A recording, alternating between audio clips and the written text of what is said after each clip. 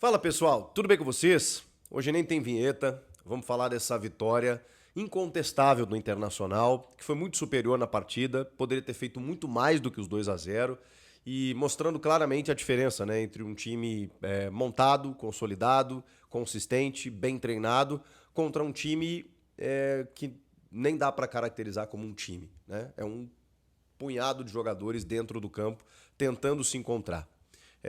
Pode ser na conta, pode ser colocado na conta da formação, né? De jogadores que, por exemplo, o Luan Cândido estreou nesse jogo, mas também é verdade de que o Grêmio ainda não está muito distante daquilo que o torcedor imaginava, porque o calendário não permite muito tempo, né? Ah, o Quinteiros recém chegou, o Grêmio contratou reforços, pois é. E de cara já tinha dois Grenais para disputar e perde praticamente o título no primeiro jogo. Assim, gente, é claro que a gente vai acreditar até o final, né? O torcedor vai ligar a TV no próximo domingo e vai tentar imaginar um gol cedo do Grêmio para mudar completamente o cenário, como quase o Caxias fez, né? A diferença é muito grande, né? Então o Caxias faz um 1-0 no Beira-Rio, né? Depois de ter tomado 2-0 na ida em casa também, o mesmo cenário. E aí, poxa vida, daqui a pouco, né, você começa a acreditar um pouco mais. Diferentemente disso, não existe nenhuma outra hipótese, nenhuma outra probabilidade que dê o Grêmio campeão gaúcho no próximo domingo. Se empatasse o jogo já seria difícil. Se perdesse por um gol de diferença, se vencesse o jogo por um gol de diferença já seria um jogo completamente difícil na semana que vem, mas claro, né? Aí você tem uma vantagem, aí você larga na frente, você dá um passo a mais, você tem o que trabalhar. Nesse momento que o Grêmio tem para trabalhar é muito pouco.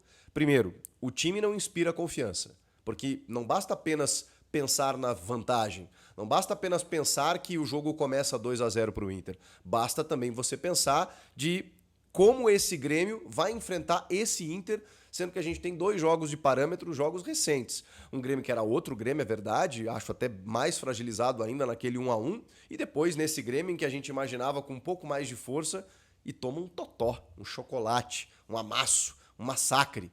2-0 não diz o que foi o jogo. E aí eu preciso discordar frontalmente do auxiliar técnico do Gustavo Quinteiros, que não estava no jogo, né, suspenso pelo TJD, estava o seu auxiliar de sábado, e diz que o jogo em determinado momento foi até equilibrado. E que o Inter não foi tão superior, assim, o resultado talvez seja, é o contrário de sábado. Mas eu entendo, eu entendo. Eu não vou aqui também ficar analisando entrevistas, né, do presidente Alberto Guerra, que, né, foi lá para não, é difícil, mas vamos tentar, né? Toma informação, a gente tá vendo, tá acompanhando o que está sendo feito aqui. Tá bem, tá bem. Acho que cada um ali faz a sua parte e assume as consequências disso. Eu não vou analisar as entrevistas, embora elas sejam desconectadas com a realidade, mas eu preciso analisar o trabalho. E o trabalho foi muito ruim. Do De Sábato, inclusive, do De Sábato na beira do campo. Nas trocas que ele fez. Provavelmente orientado pelo Gustavo Quinteiros, e aí a responsabilidade é da comissão técnica, mas é ele que está ali para tomar decisões. E um time que, meu Deus do céu, não estava jogando uma final. Não sei nem se jogasse uma final, se o Grêmio venceria, não é isso que eu quero dizer. Mas o Grêmio foi completamente dominado em todos os setores. No físico, no técnico, no emocional, no qual me enganei. Porque falei a semana inteira, olha, gente, o trunfo do Grêmio é que o Internacional está sentindo a pressão de não ganhar há tanto tempo. O que aconteceu? Quem sentiu a pressão foi o Grêmio, dentro da própria casa. O Internacional passeou. Se submeteu ao jogo do Grêmio por 18 minutos. 18 minutos. E não que isso tivesse resultado num Grêmio superior, criando chances. O Antony não fez uma defesa, especialmente no primeiro tempo, tá? No primeiro tempo, o Grêmio não conseguiu chutar uma bola no gol. O Grêmio ficou um pouco mais com a bola, dominou um pouquinho mais as ações e o Inter esperou.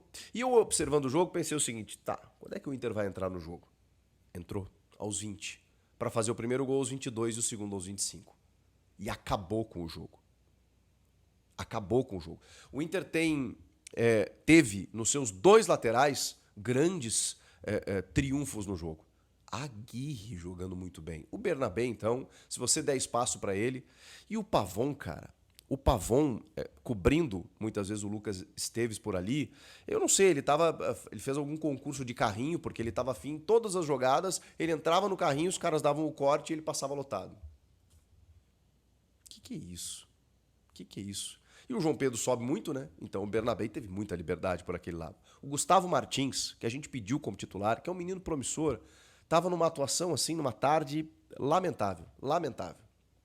O Vila Sante parou em 24, né? O Vila Sante não chegou. Não chegou. O Camilo, que eu pedi como titular na vaga do Cuejar machucado, desaparecido do jogo. Desaparecido. Cadê aquele Camilo combativo que estava nos encantando nos primeiros jogos dele? O Monsalve, que foi o escolhido para ser o meia armador, com o Cristaldo no banco, e eu não vou aqui ser hipócrita de dizer que tinha que jogar o Cristaldo, porque não, né? Eu cobrei o Monsalve e eu disse que o Cristaldo tinha que ir pro banco. Então, não vou reclamar disso. A questão é essa. Aí joga o Monsalve e nada acontece. O Pavão já falei, né? Tanto defensivamente como ofensivamente, zero. E o Bright White tentando uma finalização ou outra aqui quando recebeu uma bola, mas o Grêmio se propôs a jogar durante 18 minutos. Quando o Inter entrou no jogo, esquece. E aí eu tenho algo para dizer para vocês que é meio triste para os gremistas especialmente, né? Mas é real. O Inter não fez mais por preguiça, tá? Ou por estratégia, ou por tirar o pé. Não era jogo para 2-0. No primeiro tempo já era para ter sido mais.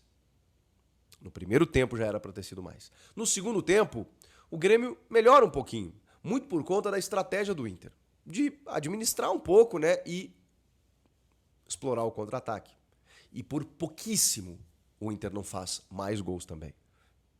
O Wesley no finalzinho foi a jogada mais clássica, assim, mas o Inter teve muitos contra-ataques.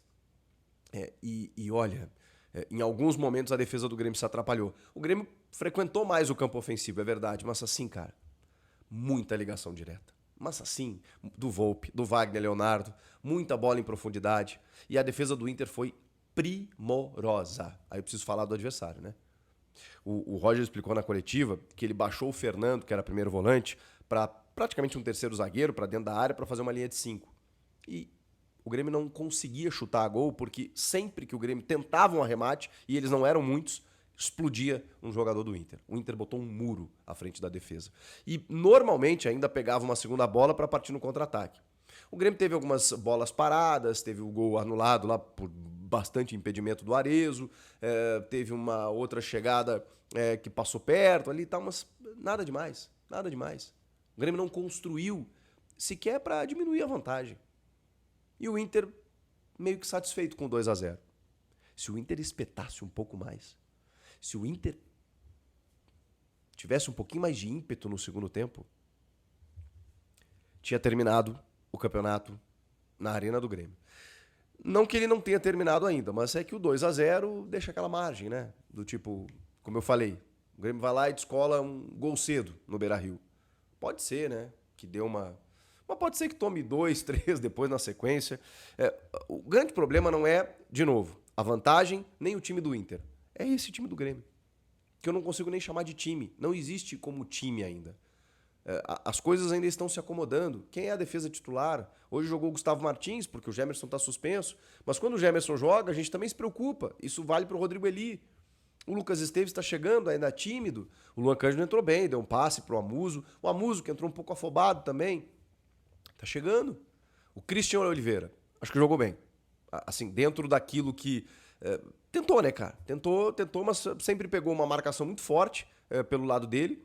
Aliás, Vitor Gabriel e Vitão, pelo amor de Deus. O Vitor Gabriel pelo lado esquerdo, onde cai o Kike Oliveira, o Vitão pelo lado direito. Não deixaram ninguém se criar. Foram muito bem, muito bem. Os laterais, como eu disse, foram bem. A proteção à defesa. E aí tem o dono do jogo, né? Que é o Alan Patrick. De novo. Porra, cara, faz alguns anos que existe um cara, especificamente em Grenais, que ele tem decidido. E o Grêmio parece não ter aprendido isso ainda. E o Grêmio parece não ter aprendido ainda. Se você não marcar o Alan Patrick... Aí o primeiro gol. Muito parecidos, né? Uma jogada pela direita, com Aguirre e Vitinho. A bola sobra, o Grêmio batendo cabeça, sobra o Carboneiro, vai lá e chuta no pé da trave. Aí acho que é o Gustavo que vai fazer a proteção ao Volpi. Ele fica na frente do Volpi. Ele não fecha o ângulo. Ele chuta no cantinho e faz o primeiro gol. No segundo, aí pela esquerda, mas uma liberdade, né, pro Bernabé. Ele cruza, a bola passa por todo mundo, chega no pé do Alan Patrick, do 10. Chega no pé do 10. O que o 10 faz? Caixa. Mas não foi só isso, né? Ele não fez só o gol. Ele ditou o ritmo.